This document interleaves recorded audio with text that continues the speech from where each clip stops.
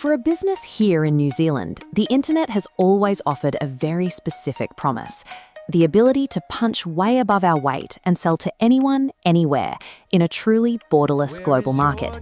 And the scale of that opportunity is staggering. By 2025, the global digital advertising market is projected to hit $740 billion. But there is a trap waiting for companies that expand overseas. If you assume that an international ad market operates with the same efficiency and safety as your local one, you are almost guaranteed to bleed cash. Moving capital into these territories involves navigating a series of invisible traps that local success doesn't necessarily prepare you for. The biggest hurdle is a structural tax known as Invalid Traffic, or IVT. It represents billions of automated bots clicking on ads, mimicking human behavior without any capacity to ever become a customer. Looking at the data, this chart shows total global digital ad spend. Across the worldwide market, average invalid traffic sits at 8.51%. Applied to that massive budget, it translates into $63 billion wasted annually on fake clicks. But that tax is just an average, and it is not distributed evenly. It concentrates in specific regional pockets, altering the risk profile depending on which country you choose to target. If we map out the highest risk regions in the dataset, the reality of local digital ecosystems becomes clear. Let's start by looking at China. This chart shows the global baseline compared to high-threat markets. In China, the invalid traffic rate spikes to 16.37%, costing an estimated $23.4 billion in local waste alone. And Brazil sits close behind, registering a 14.70% invalid traffic rate. These numbers are driven by how these economies are built. Rapid digital growth and large-scale infrastructure create a breeding ground for organized fraud networks, like Brazil's Camu operation, which at its peak processed 2.5 billion fake bid requests every single day. In these Tier 1 developing markets, high invalid traffic is an embedded risk. For an expanding business, this level of fraud is a fixed cost of entry that must be factored into the bottom line. Knowing this, you might assume the safe move is to stick to familiar, mature markets, like the United States, the UK, or Australia.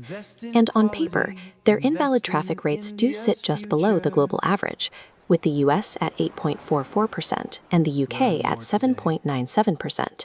But there is a trap here too. Because these markets are so incredibly large, that slightly below average percentage still equates to nearly $28 billion in combined wasted ad spend. Plus, there is a secondary threat specific to the American market. The US has one of the highest ad loads in the world. You aren't just combating bots, you are competing against an overwhelming volume of daily commercial messaging. This map shows global searches for ad blocking software.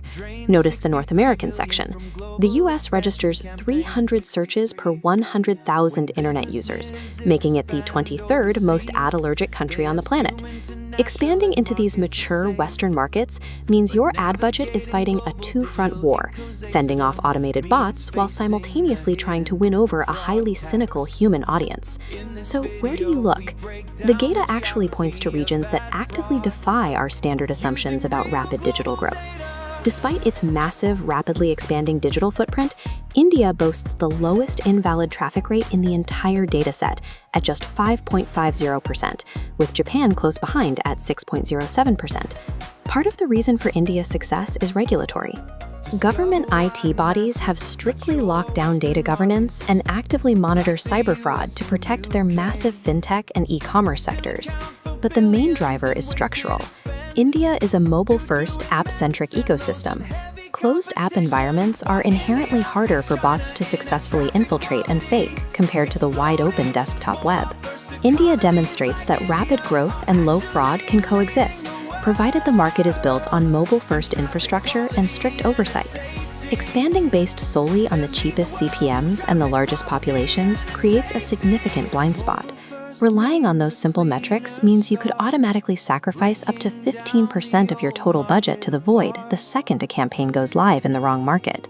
The new standard for global marketing requires demanding strict country-level visibility to differentiate real human engagement from automated budget drains.